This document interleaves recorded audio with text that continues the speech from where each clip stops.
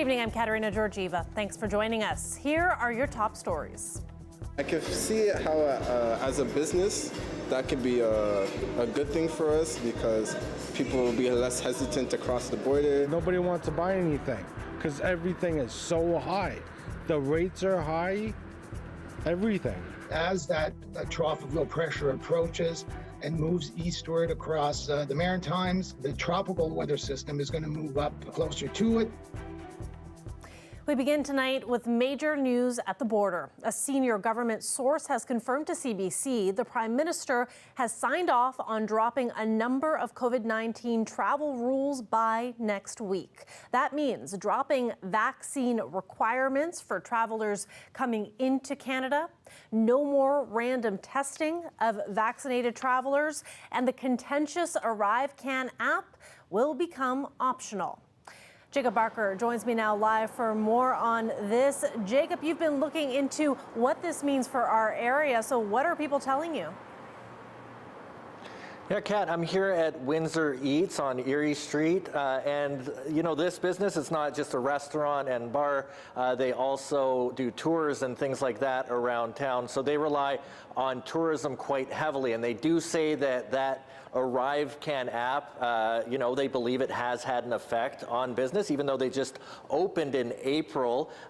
They say it would have been nice if this had come down a little bit earlier, before the tourism season. The owner here told me that, you know, people and travelers, their habits during the pandemic have sort of been trained into them, and it's going to take some work to get that changed. It's a little bittersweet just because the tourism season, the big push, in July, August are gone. And so that's a lot of lost business, especially for a border community like Windsor. But also during this entire time, habits have been formed now with the American customers, and it may be a lot tougher and probably a lot more expensive to try to lure them back to Windsor and Essex County and other border communities for their day trips on, you know, how they were in previous numbers. So while it's a great thing to see it lifted, it's a little bit of a sore spot that it took so long. We've heard so much about the toll that it's taken on businesses that rely on that cross-border travel. Jacob, you also went out into the community. So how are other people reacting to the changes? Yeah, Kat, I was actually in downtown Windsor, you know, the gateway coming out of the tunnel and things like that.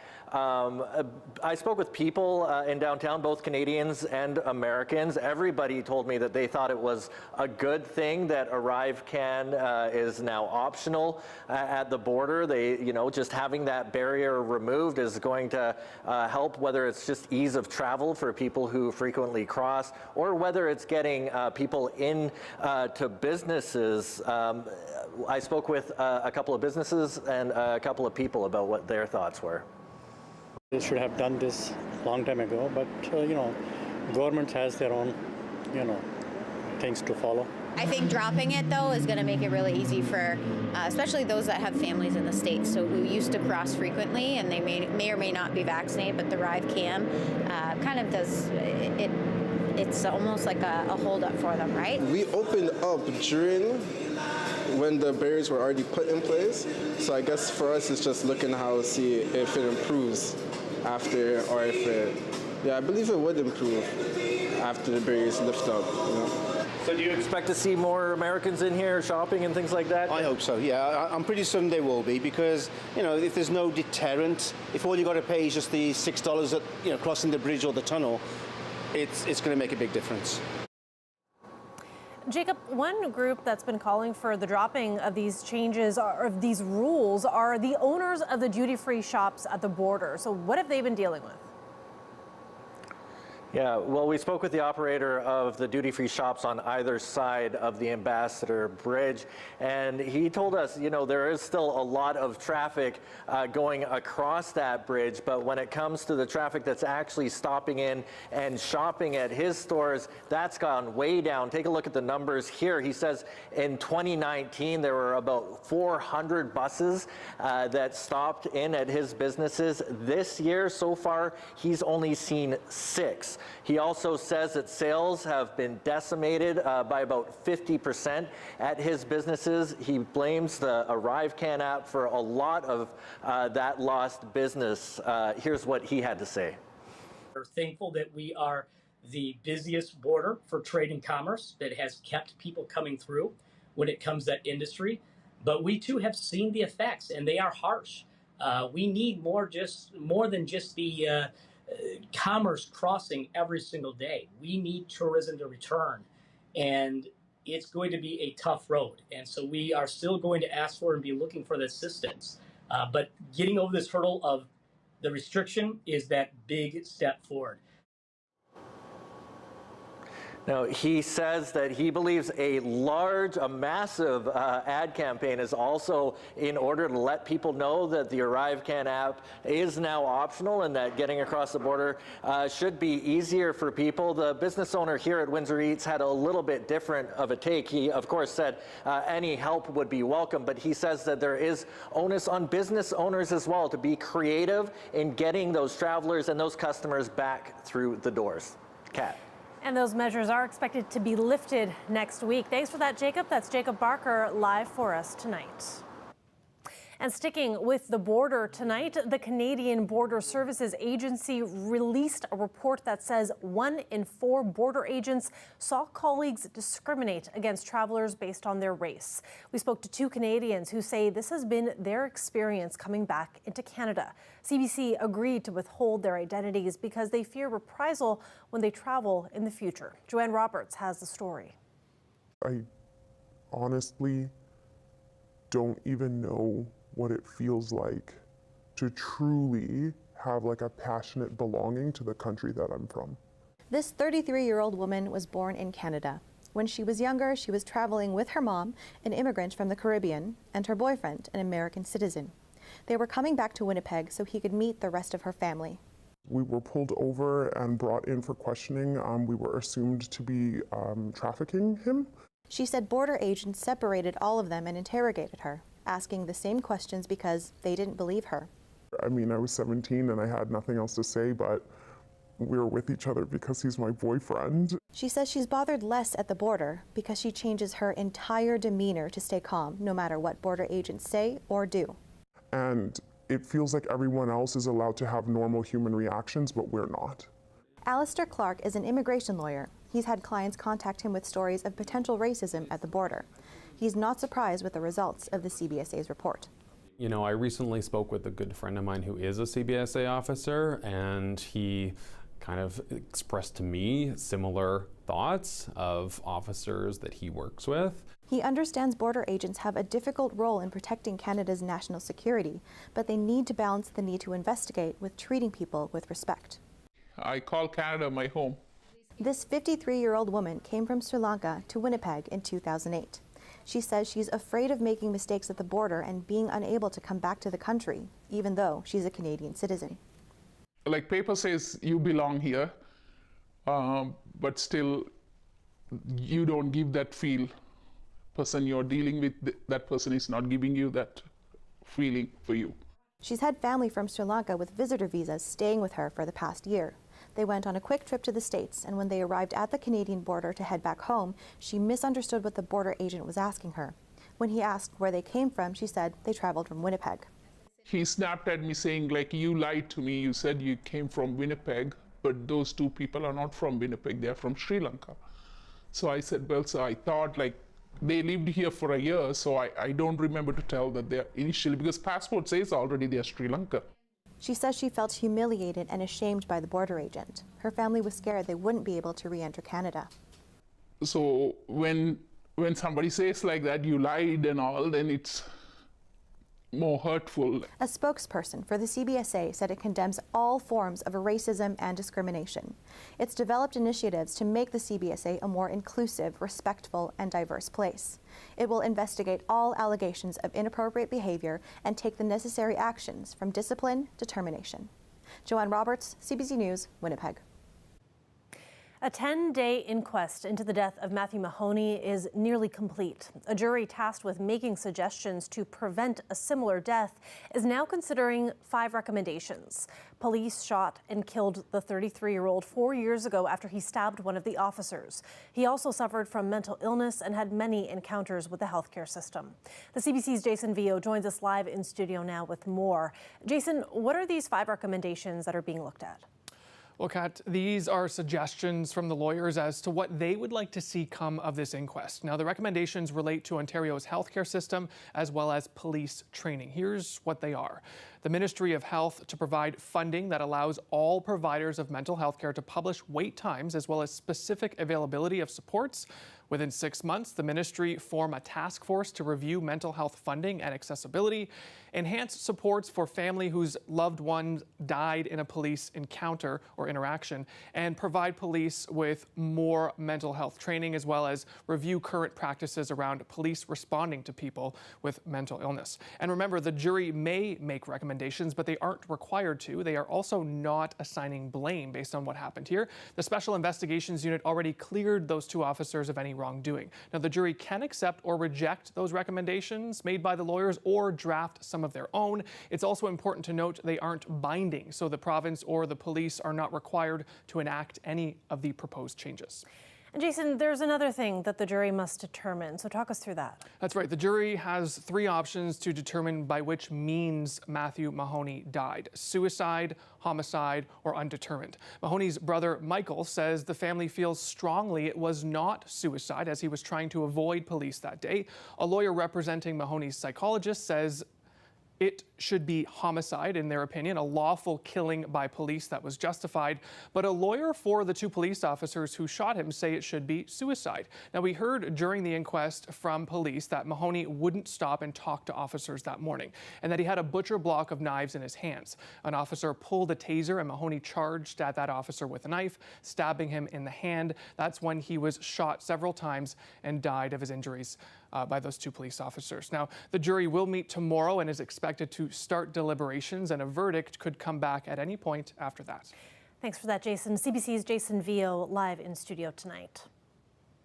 The party is definitely over for home sellers. A combination of high interest rates and a larger number of homes on the market is resulting in homes taking much longer to sell than they did at the beginning of the year. Dale Molnar has more now on the impact this is having on people who are trying to sell their homes. So I got a full wet bar, tons of storage, and of course, game night for me and the boys.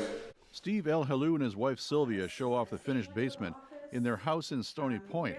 It has been on the market for a month with no takers. Personally, I just thought, with the market, the way things were going, that it would sell fairly quickly. They want to sell this house plus 2 others in Chatham-Kent so they can liquidate and take the family on an RV odyssey across the continent. So a lot of the funding is going to come from selling this house. Also, I don't want the added expense of having this home plus a few of my investment properties that we're trying to also sell. And that's what's been slow. This has been the biggest thorn or hurdle that we have to cross. This is just one of the examples of how the slower housing market is affecting sellers. Selling a house is a real drag. It takes a while and everything is in a box and you can't find anything. Michael Teresini describes what it's like to live in a house where everything has been packed up for 86 days. That's how long his parents' house has been on the market. My kids are all grown up now, so me and my wife don't need a house with all this room. And we just want to downsize, but we can't go anywhere. We had to go down to $399. It was $499. Going to go any lower? Hopefully not. This house in West Windsor took several months to sell, and the owner had to drop the price $50,000. My dad just, like I said, he's older and just wanted to get it out of his hair really right now, so he just took the loss. But it's been a weird market, I can tell you that. The average selling price of a house has dropped more than $200,000 since its peak in March, when houses sold way above asking in a matter of days. This real estate agent says there is a more equal balance now between the number of buyers and sellers compared to what it was before demand outweighed the supply at the beginning of the year. we've gone back to the typical way of doing real estate. I know when I got into real estate, the market was exactly like it is in now, where houses are sitting on the market for 6 months to a year. But Patterson says average times may be around a month or so. The El Halous have dropped their asking price for this house from 1.2 to just under 1.1 million. They say they still have time to wait, but the open road beckons, and every day their properties stay unsold is a day away from their dream life. Dale Molnar, CBC News, Windsor. There's been a lot of talk about the pain at the pumps, but it's not the only gas price that's eye-popping. Enbridge gas rates went up anywhere from 18 to 23% in July, and now it's asking the Ontario Energy Board for another increase. The CBC's Meg Roberts reports. We keep them all in order. We're very orderly with their bills. Living on a fixed income, Linda McCarthy sticks to a monthly budget down to the dollar.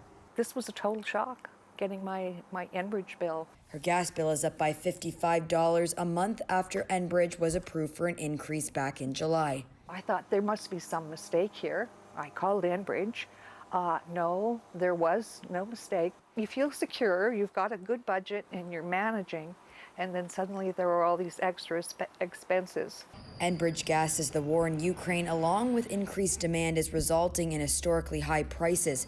It's asking for another increase, which, if approved, would start October 1st. Even a small increase at this point, a few percent, could translate into, another $100 over the course of the year for an average consumer. The professor says although Russia invading Ukraine was unpredictable, volatility in the natural gas sector isn't, and he believes it could remain that way as Canada continues towards net zero. And I think governments do need to pay more attention to that.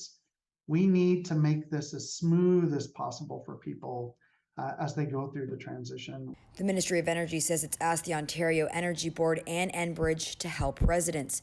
In a statement, Enbridge said it moderated the market price impacts for customers by deferring a portion of the natural gas market price increases for the October 2021, January 2022, April 2022, and July 2022 quarterly rate adjustments. But for McCarthy, who will be paying an extra $600 this year, it doesn't ease the worry. I think we may be in trouble in the future. Yeah, there's just two of us, little old gray-haired people. Meg Roberts, CBC News, Newcastle. The Prime Minister is back in Ottawa after attending the UN General Assembly earlier this week. And it's the first time the new Conservative leader, Pierre Poilievre, and Justin Trudeau faced off in the House of Commons. Here's some of their exchange from earlier today. Heating your home in January and February in Canada is not a luxury. And it does not make those Canadians polluters. They're just trying to survive. This from a Prime Minister who burned more jet fuel in 1 month than 20 average Canadians burn in an entire year. So will the Prime Minister ground the jet, park the hypocrisy, and axe the tax hikes? We're going to continue to stay focused on direct and real help for Canadians, responding to the challenges they're facing with meaningful measures that are going to help millions of Canadians in the middle class and those working hard to join it. If Canadians had followed the advice of the Leader of the Opposition and invested in volatile cryptocurrencies in an attempt to, quote, opt out of inflation, they would have lost half of their savings. Mr. Speaker, responsible leadership means stepping up for Canadians and being there to support them. Will the Conservative leader support our measures to support Canadians? There are more signs of dissent in Russia against President Vladimir Putin's order to mobilize more troops. Very poor step, and seems to be that it can lead to lots of problems to lots of Russian citizens. It's hard for everyone. It's a difficult situation. These men are among hundreds of Russians choosing to leave their country rather than join Russia's war in Ukraine. Demand for one-way flight tickets out of Russia have soared since the military call-up. Neighboring Finland also saw busier than normal border crossings, with multiple lanes of traffic stretching for several hundred meters. And there have also been anti-war protests across Russia since Putin's speech. A human rights monitoring group says nearly 1,400 protesters have been detained in 38 cities. The Kremlin says reports of mass exodus are exaggerated. Let's take a live look outside there. Notice that chill in the air today? Well, the autumn breeze has officially arrived. Dahlia Ashtree will be here to tell us all about your sweater weather forecast. Stay with us.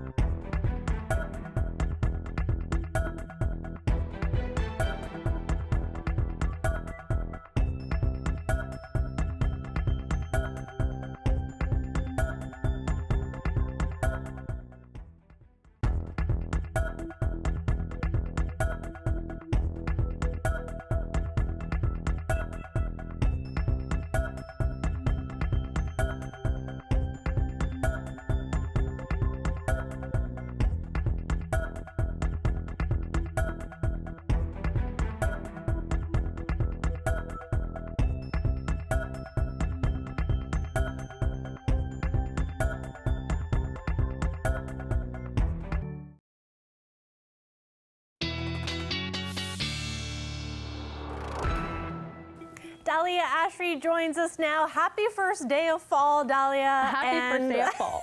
I have to point out, I've pulled out my turtleneck. Yes. And you've got a hat, you've got your fall vibes going. We're really leaning into this situation. We really are. I mean, sweater weather, that is the time of year. It's today, fall equinox. I put on my hat, plaid. I mean, really, we're giving off the fall vibes is what we're going for. So autumn equinox, let's get right into that trivia. For those that don't know, by 9:03 Eastern Daylight Time, that's when it's officially first day of fall. So really got a few hours to go there. And what does that all mean? It means that the sun is hitting directly this equator right here, which is giving us the exact amount of equal sun on the northern hemisphere and southern hemisphere, which means equal night and days for north and south. Now, what does this all mean? First day of fall, it means cooler nights, it means some breeze and some sunshine as well. And also every now and then you get those damp conditions. The normal high this time of year is 21 degrees. We're sitting well above that, 29 degrees. The normal low 10 degrees and 13 degrees. Currently it is 16 degrees in Windsor, a little cooler out in Kitchener, 12 degrees. No more humidity because the cold front is cutting through that warm temperature, giving us those cooler nights that we're starting to see moving ahead. Just starting off with today, we're down to those single digits, 5 degrees in Windsor, much cooler out in London. So typically over the southwestern Ontario in general, we're seeing single digits, and that is quite seasonal to see right now at this time of year. We're also seeing a frost advisory in the northern part of Ontario, and also some rain is on its way, but that's not until Saturday, really around 6 o'clock. Some scattered showers and mainly cloudy conditions. Heavy winds tonight, 38 kilometers an hour, and that will also get a little lighter by tomorrow morning, but still quite a windy one. So look at that dry condition Friday and Saturday, a little bit of rain, but then Sunday, Monday, Tuesday, those damp conditions. Oh, does not look good, but thanks for that, Dahlia. Quite typical fall. Yeah, this is true. Thanks for that. Katarina. In other weather news now, Atlantic Canada is bracing for Fiona. Parts of Nova Scotia and Newfoundland and PEI are under a hurricane watch. Canada's Hurricane Centre is warning people to prepare for an extremely strong and dangerous storm. We expect that the storm will be a post-tropical storm. By the time it reaches here, that does not mean a weaker storm. Fiona is moving north rapidly, expected to reach waters around Nova Scotia by Friday evening and then move through Cape Breton and PEI on Saturday and into eastern Quebec and parts of Labrador by Sunday. The storm could pack wind gusts as high as 140 kilometers per hour and waves as high as 10 meters. 100 to 200 millimeters of rain is being forecast for some areas. Fiona, strengthened to a Category 4 storm, is set to pass close to Bermuda, but not hit the British territory directly. It ripped through the Dominican Republic and Puerto Rico earlier in the week, leaving behind widespread damage and flooding. We'll have more news for you after the break. Stay with us.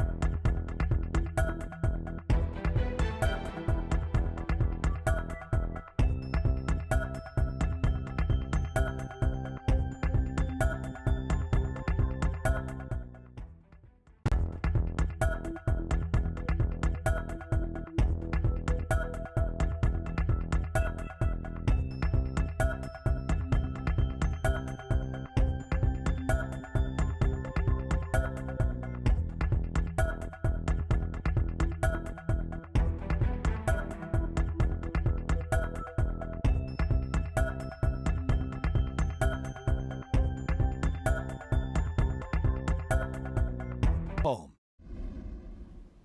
Welcome back. The Royal Canadian Mint is rolling out a new keepsake.